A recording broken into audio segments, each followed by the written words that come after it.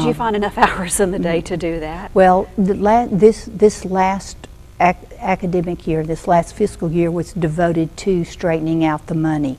I did not spend the amount of time in the schools and at school events that I would have liked to do.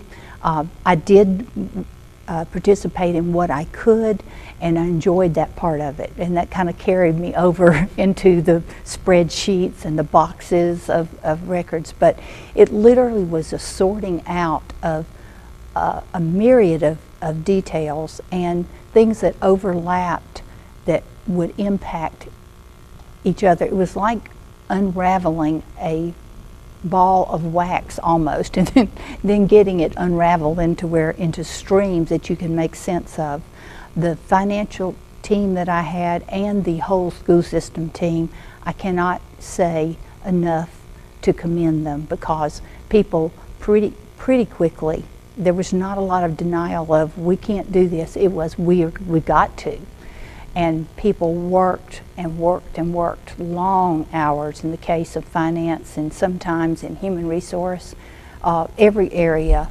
The principals at the school level were involved because we're site-based on our school level budgets. They had to be involved so much. They were out of their buildings working with us and the financial corrections program a good bit last year.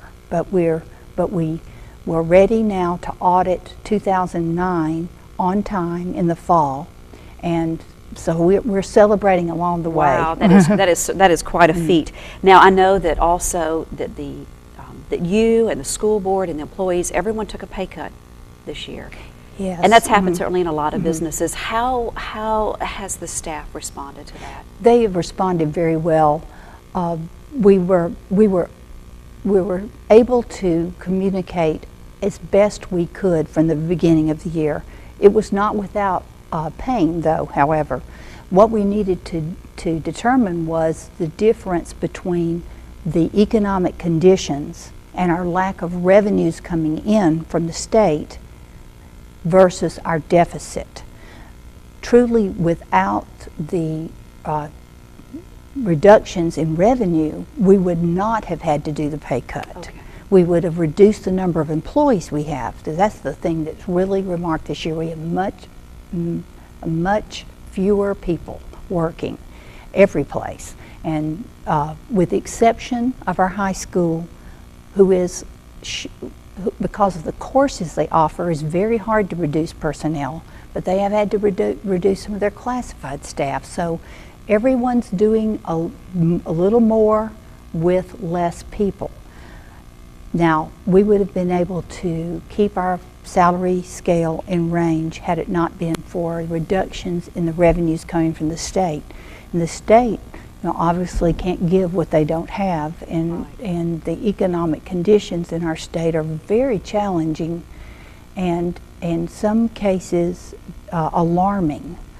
How much were you actually cut by We were the state? cut 4 times last year between January and the end of mid-March, and it was a situation where we cut, but they would find funding to add back, some cut and add back, and the end result we were less about a little over $1 million of revenue. School is going to open in just a few weeks, but how many students are you expecting in the system this year? And I know that number changes, but then how will that compare to last year? We are expecting from our previous enrollment, from the choice enrollment that the elementary schools do in February and March, and then from the high school and middle schools ongoing enrollment, we're expecting between 6,500 and 6,800 to fall in that range, which is about the same as we had last year. We have had an increase in enrollment at our high school. Our middle school is holding right at just about 1,300. Our high school is approaching 1,400. It's 1,393 right now. And our elementary schools range from 660 up to 860, different enrollments at each building, which is determined by choice and by availability of space. What's going to happen to the old Gainesville Middle School? Well, that school is becoming, it's been really exciting because we knew we had space and we knew we had needs. So what we've done is approach it is what do people need, and if we can provide it there. It's not something we had a grand plan. So several things have emerged. The first thing that was our plan was to move our International Center, which registers children whose first language is not English, to move it there, as well as a registration center, one site where parents can register for all grades or all age levels. The ESOL department and the migrant services, which is funded through federal, they'll be housed there so they can work together in tandem.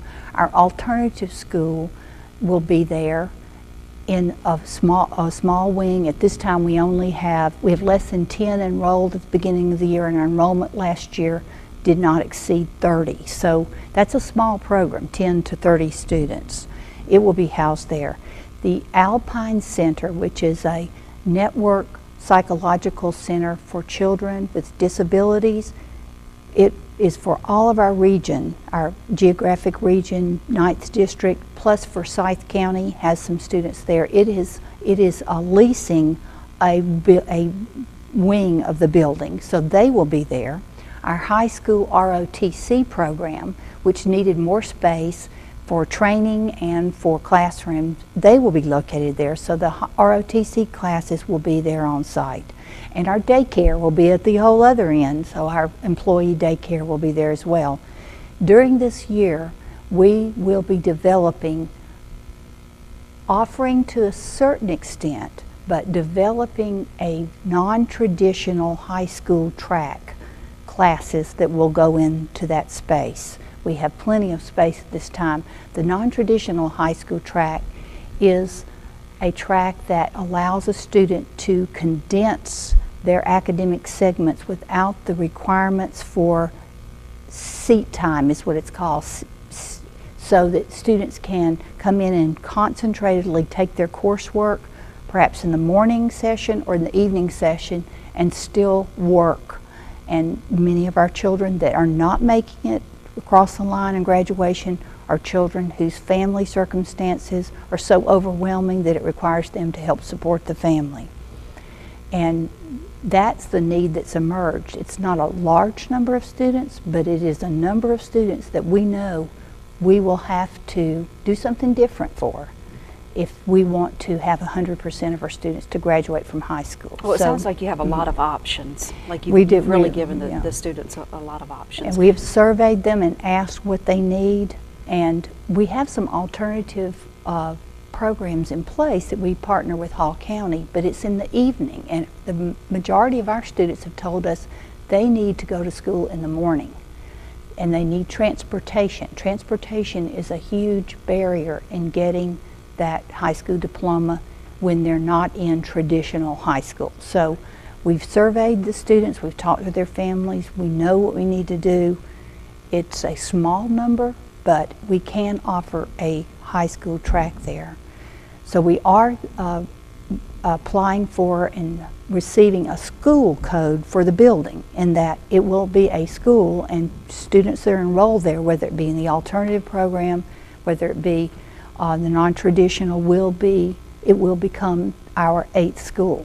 Mm-hmm. Let's go back to the elementary schools, mm-hmm. and talk about what is exciting and what are we going to see there in 2009 and 2010. Well, our elementary schools were the first charter schools. They began the charter process in developing specialized theme academy programs.